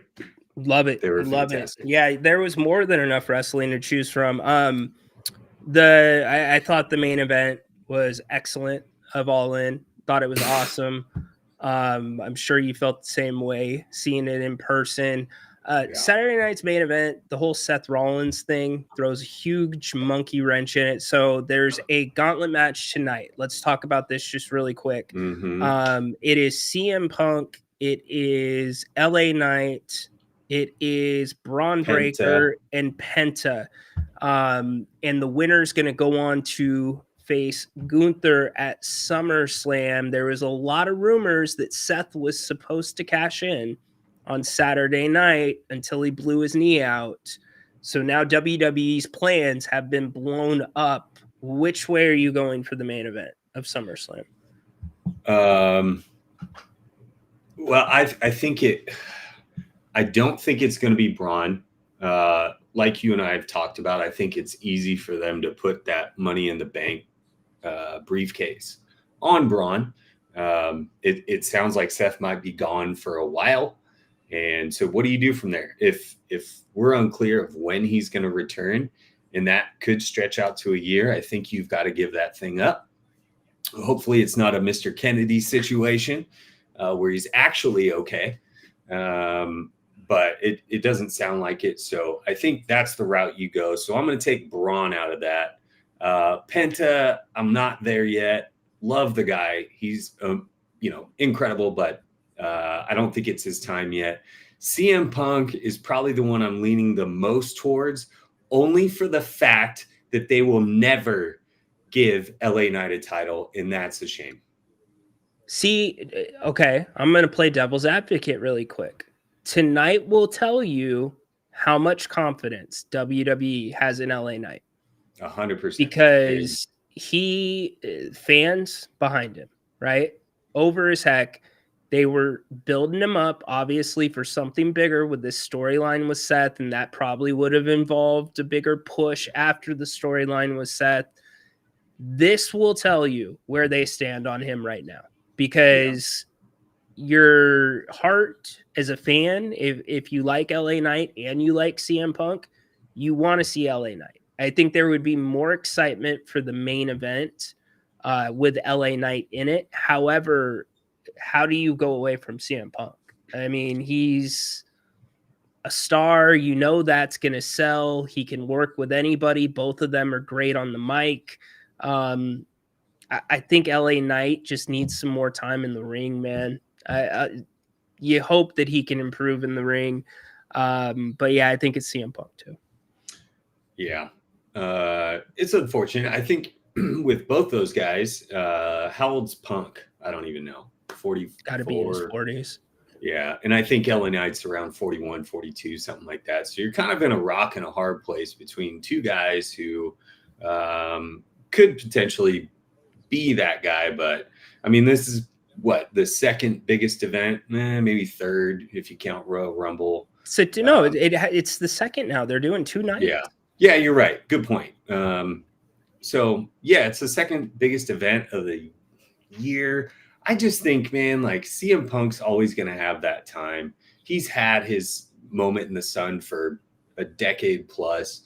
LA Knight hasn't, and I think he's a guy that the fans are just so over. They love LA Knight, and even despite the WWE, or in spite of WWE and their booking with him, like he's still over after all these years. And I think you just got to give him a shot, man. Give him a shot.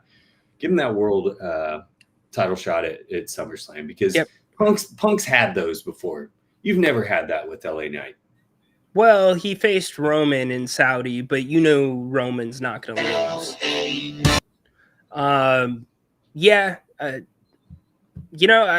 Probably coming off of what they're doing and the uncertainty of the long-term booking, you probably want a more transitional champion. And I don't know that. I think you might be blowing that with Punk. Like, unless Punk's going to carry you for the next however long, I think it does make sense for LA Knight. I mean, if this is not the time, then I don't know when it ever will be time. 100%. And kind of going back to the rivalry with Seth that he was having, and oh God, what did they call them? The Seth Riders. Someone gave them that nickname. I think if you can get a belt on LA Knight, then you could set up a cash in with Braun Breaker having the Money in the Bank, and maybe that makes it a little more interesting. You can get back to. I don't think Braun's anywhere ready yet. No, when his voice broke the other night. Yeah. He's young. Yeah, I know he's super young. I feel bad for him and for Bronson Reed, because this really was going to be like their evolution jumping off point, right? Yeah. It would have made them bona fide stars. Braun's still going to be on that path, but Bronson Reed, I mean, what do you do to keep him relevant? Yeah, who knows? All right, Good dude. call. Anything? We'll do our full segment on Friday. Heck, maybe Yes. we'll even do a wrestling show on its own sometime this week. Let's go. Anything you want to end with? Yeah. At the AEW event, I was able to find a 1-of-1 card. This only exists in the palm of my hand. This is No a way. 1-of-1 Stone Cold AC Upper Deck AEW All In. Wow. Card, so Adam we got that Carson going for us. has his own card. Pretty crazy. Why didn't you do the auto, man? Oh gosh, I'm not going to do that and ruin it. Dude, you should auto it and send it into No. PSA. No, okay, I could totally send it into PSA. That would be fun. would be But I feel like great. the auto would ruin it. They wouldn't have any other autos to go off of. So whatever. It'd be a 1-on-1 PSA 10. That's sick. Yeah. All right, dude. I'll talk to you All soon. right, bro. Good Later. stuff. Later. We had to get a little bit in. You guys didn't have it last week, and I'm sorry to the Kings fans that are not used to that on a Monday. I cannot leave him off after that type of wrestling weekend. BJ, if you want to call in, now is the time. We've got about 15 minutes left in the show, getting you ready for the Kings and the who is it? Kings and the Suns tonight. So 7:00, a lot of eyeballs will be on this one. No Max in this one. Wrist injury. Sore wrist. So he's sitting out. If you're joining us, we kind of broke down why the Kings should be 2-0. We've broken down this very interesting dynamic that's going on with Devin Carter and just the pressure that's on this young man to be able to play point guard. And it feels like, again, point guard or bust for him. And you got Mason Jones.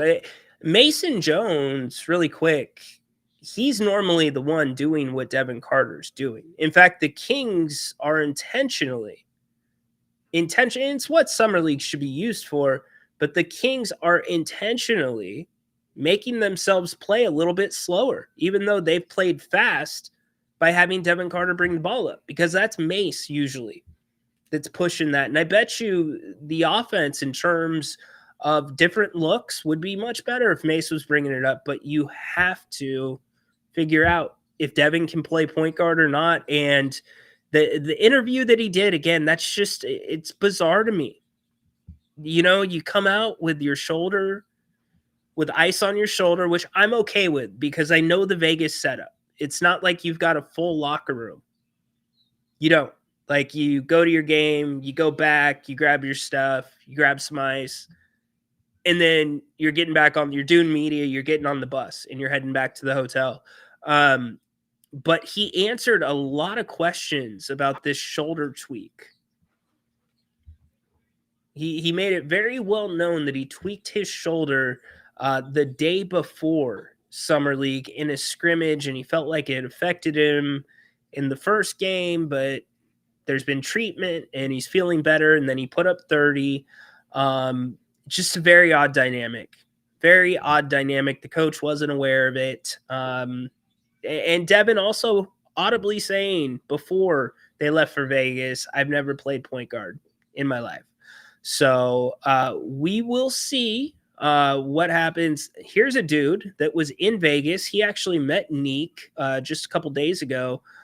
So let's bring him on. BJ, got to get him up and going. Welcome to the show, BJ. How you doing today, buddy? Hey guys, how's it going? I'm at work. I'm on the clock, so if they call me and I just bounce out, that's why. Cool. Yeah. I wanted to get in on the Devin Carter topic.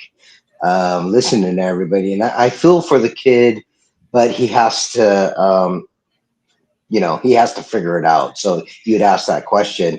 I feel for him a little bit, but he's got to figure it out. I noticed that when he made bad decisions, not like just throwing the ball away or just a bad read. When he makes some bad reads, his neck, his shoulder, he felt really uncomfortable. He looked really, really uncomfortable that first game. But I just chalked it up as him being nervous or something. But when he started moving his shoulder, and I was a little bit concerned about that. And the other thing that I noticed, and maybe it's because it's summer league, that he was definitely looking to shoot first and not necessarily spread the floor, spread the offense, and kind of run a team. But it's the first game, so I kind of chalk that up as still trying to fill things out. So. BJ, did it look like, and again, he said that he was hampered by the shoulder the first game. Maybe that's why he looked uncomfortable. He didn't look super comfortable with the ball to me the second game, bringing it up either. But did it look like he was just getting to spots, or was he kind of reading the floor and playing the point like you think about a point guard usually doing? For my taste and for the level of competition he was playing, it looked like he was having difficulties. To me, I don't know if it was just his uncomfortability, if he's in pain. There's a lot of times that he came racing up the court and he could have easily passed it. I don't know if it's a style of play or what, but if your head is down and you're not looking at the rim or up and not scanning, you're not going to be able to pass it. So, but he's not a point guard. He's a tweener. He's already voiced and said that he's not a point guard, which means he doesn't want to play that because he knows he'll be exposed. So, and he's in a tough position with the fans, with everything. So I feel bad for him, but he's going to have to, on a bright point, I met the kid Neek and I talked to him. I actually asked him some questions and I recorded a little bit of our conversation. And I think he's going to surprise a lot of people. I like his mentality. He's got some great muscle tone. He's got a great point of view, perspective on how basketball needs to be played. And he's like I want to say like a defensive minded, go-getter, scrapper type of kid. And he said that I asked him, what positions do you feel comfortable playing? He said, I feel the most comfortable playing 1 through 3. I can play anyone. I plan on doing that, and I'm going to prove it. Now, I just thought the way that he handled himself and his the way that he, I talked to him for a while, and he didn't have to talk to me. So I had a great time. It was I had a really good two days. I'm feeling it now, being back at work, but it was really fun, man. Really That's fun. awesome that he gave you the time. And you know what? I don't know if you heard me talking about it before, but that's what caught me because I've met you, and to see his build next to you, I'm like, okay, he's built. Like Yeah. he looks like to me, and this is because he's an older player. He looks like he's played a year in the league. He looks like he's had NBA strength and conditioning. So yeah, really good stuff, BJ. Love it, man. And it's a really good reason to go to summer league, y'all, if you have the opportunity to, because a lot of those guys will be moving around, walking around, and you'll be able to meet some people and players that you don't always get to run into. Yeah, I asked him who he idolized as a young kid, who he emulated and why. And of course, that generation, he said Kobe. And I asked him what is it that attracted you to Kobe? And he said the biggest thing that attracted me to Kobe was not necessarily his talent, but his work ethic, what he brought to the team. And he even mentioned the word intangibles, and that's My favorite word when I talk basketball is intangibles. When he mentioned that, I knew right then. And just his soul and the way that he carries himself is a positive young man, a hard worker. I'm excited, and we're kind of lucky that we got him. And I think he's going to surprise some people.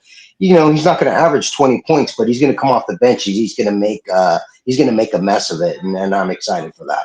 Yep, I'm with you, man. I completely agree with you. BJ, you the man. Thanks for calling in, brother. Talk to you later. All right. Good stuff from BJ. Yeah, it's a great point, Paul. I meant to, or Peter, excuse me. I meant to put that up earlier in the show. Check out the plus minuses for Summer League so far. The Kings, a +10. Portland, Atlanta, Boston, OKC, Detroit, Toronto, and San Antonio. Only teams with higher plus minuses, or as we like to properly call it during the NBA season, net ratings. So they're playing good basketball. They should. Here's the thing, guys. This should not be surprising to anybody.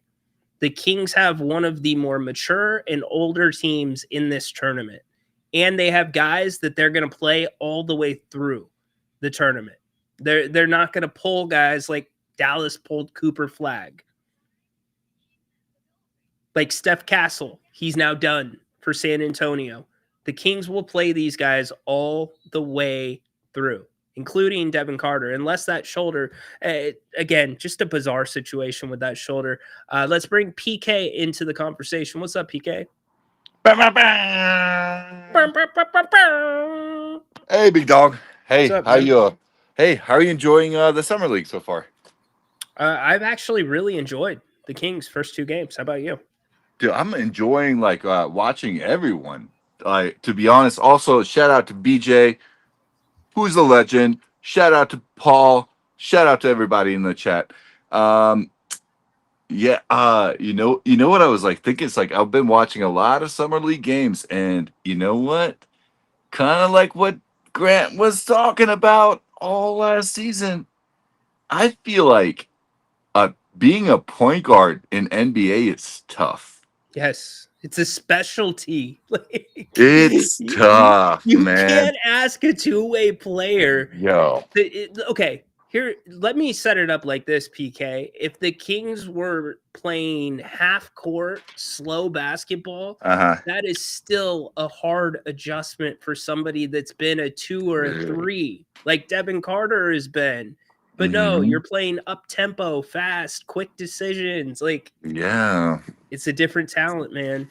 Man, it's I've been watching even different rotations. I've been watching a lot of Bulls and stuff. I've been watching other guys. Dude, it's literally if you don't have a point guard, they the team just looks like it's like watching high school or something, even in summer league, and these kids are the best kids, I mean, arguably they were the best kids in their high school teams and whatever. But it's man, it's tough to be a point guard. So it's man, I give Devin Carter some slack, but I'm kind of why are you shooting? What do you think Devin Carter, what kind of player do you think Devin Carter is to you? To me, if you, I mean, I hate comparing it to other players because he has not showcased himself in NBA long enough for us to really know what he is. But just if you had to put some kind of comparison on him, what do you think he is? This player's much better than him at it because he's done it longer and at a higher level. I'm saying what kind of player from the who do we think he's supposed to be? Okay, I'm going to give you a comp right now. I think the Kings, in drafting him, were thinking he was going to be like a Gary Payton Jr. to them, where the offense is a bonus, but he's going to be able to go out there. He's going to rebound from the perimeter. He's going to crash hard. He's going to be pesky. He's going to follow you from baseline to baseline. And he's just going to be that annoyance. He's going to be able to get putbacks, maybe get to the free throw line once in a while.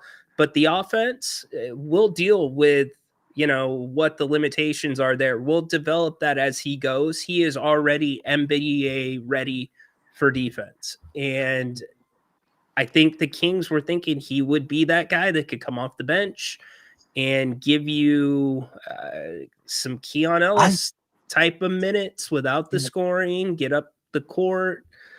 And to your point about the shooting, let me just say it really quick. He's got to show that he can do something, man.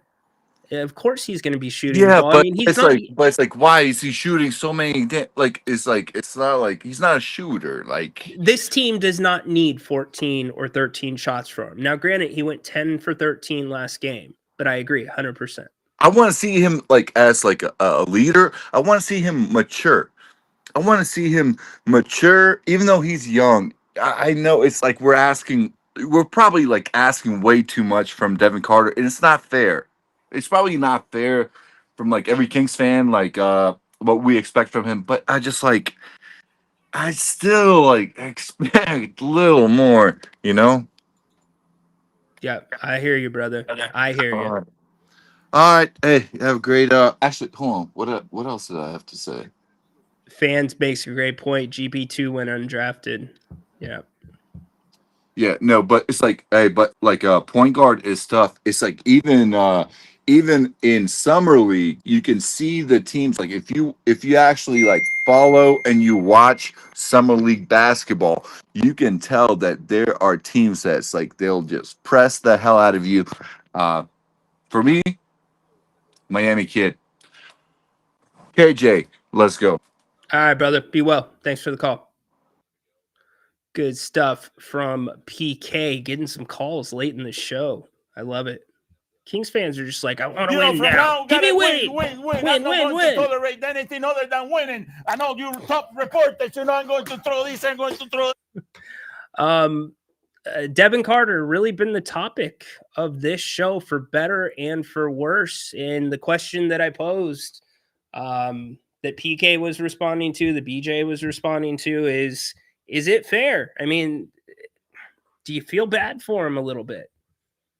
It's a big ask. He has one route, I think, in Scott Perry's eyes to have a role on this team. And that is on offense or on being a point guard, excuse me, getting my roles mixed up. It's showing you can be that bona fide backup point guard. Now, Doug Christie wants to play positionless basketball. Neek looks like he can do that through 2 summer league games. Looks so much more comfortable. I would tell you, Neek and Mace, if this gets back to you, no disrespect, man.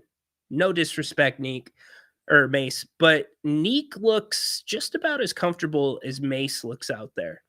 And Mace is very, very well seasoned. Watch that tonight. That's what I want you guys to watch tonight.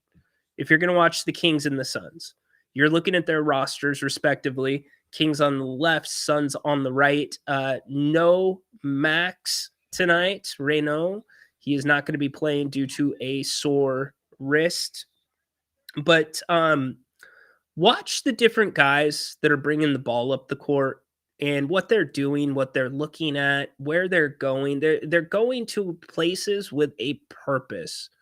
It's intentional, and that can be good and bad. The good is when you're being intentional about getting to your best spots on the court. Neek had an awesome, it was a little turnaround shot from about 12 feet in the third quarter on Saturday. He knows that's one of his little spots. Mason Jones, you'll see him be intentional tonight, where he's going to give you that step forward and then he's going to step back and be about 2 or 3 feet behind the three-point line. That's his shot. Free throw line extended. That's his spot. So that type of intentional is good. And then there's the intentional, I got to get to this spot and get the ball out of my hands. I got to get it to the next person And that's the difference, the level of being able to look at the floor, read it. And this is, and I forget who made the point. I think it was BJ or Paul in the chat.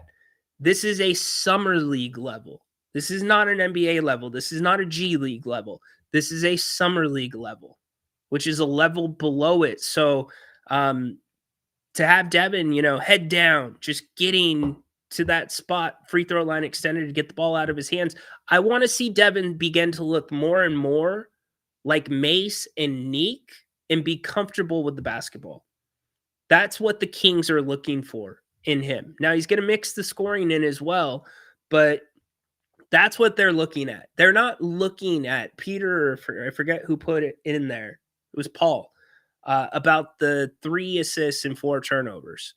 The Kings know that Devin can put up points in these situations, the 30 points. They're looking at the assist turnover ratio. That's what's going to give him a spot on this team, because if he can't do it, they've got to find somebody else that can. They cannot go into this season without a bona fide backup point guard. You got one in Schroeder. You need a second one. And so the question I ask, is that really fair? To be asking a Devin who missed all of summer league last year with the shoulder injury, was not drafted by Monty McNair to be a point guard because for whatever reason, what they envisioned didn't include traditional point guards. And now you play half of a season and you're being asked on a roster that is super heavy in guards to be a point, and you've come out, and I think Devin's pushed back by saying, I've never played point guard in my life. The start of his interview after the 30-point game, where it was a minute and, 15 seconds about his shoulder. It's very interesting. So watch this dynamic, because Devin's not just trying out for the Kings, and this is true of any player playing in Summer League. She could be traded at any time. He's trying out for everybody in the NBA right now. So when PK asks, why is he putting up those points? He's showing he can score. Like, look, they're asking me to do this, but, this is what I'm best at. So overall, very happy with what the Kings have done through 2. This is what the Kings should be doing through 2. That's the most important thing. They have one of the older and more mature and experienced rosters, including your 2 rookies who have played basically their eligibility out in college. So tonight, it's the Phoenix Suns. Grant will be on after the game. Join him. I expect the Kings to handle this one as well. And again, it has been an enjoyable brand of basketball to watch. It's the brand of basketball that we watched sometimes last year, like when the Kings were in Boston, when Fox was out and the ball was just moving. It's been like that in Summer League. They're playing hard for Coach Dip. They're running. Love to see it. So we'll see if they can keep it going tonight against Phoenix. And then the bigger question that goes beyond Devin Carter is, how do you integrate pace with what you have on the roster right now that's not playing in Summer League? Can the Kings find that middle ground between the two? And will having Dennis Schroeder be the answer to that? So Grant will be back tonight. Make sure you join him tomorrow. Jerry Reynolds Tuesday. Don't forget about that. Jerry Reynolds will be joining us at 4 o'clock. Show starts at 3, though. So 3 o'clock every single day here on If You Don't Like That. If you haven't already, please give us a big thumbs up. We'd really appreciate it. Subscribe to the channel. Thanks to those that have already subscribed as well. And as always, you can catch all of the replays on YouTube, or you can download the audio and you can take it with you on the go on Spotify, Apple, Amazon, wherever you want it. All of the shows go up. Grant's go up to his channel on Spotify if you don't like that, or you can go to grantnapier.com. Mine go up under the King's Court with Rhino. So thanks for being here, Grant. Later tonight, 9 o'clock. A lot of good stuff Great calls today. We'll see you tomorrow. Jerry Reynolds Tuesday. We'll be talking to him about the first week of Summer League and what he likes and does not like from the rookies so far. No Max tonight. Shouldn't be an issue. Kings should still roll against Phoenix. Go Kings. Light the beam. Court is dismissed. Order in the court. I'm going to throw everything in here. That's it. Winning is the name of the game. That's it. I won't accept losing anymore. That was better. Yeah! That was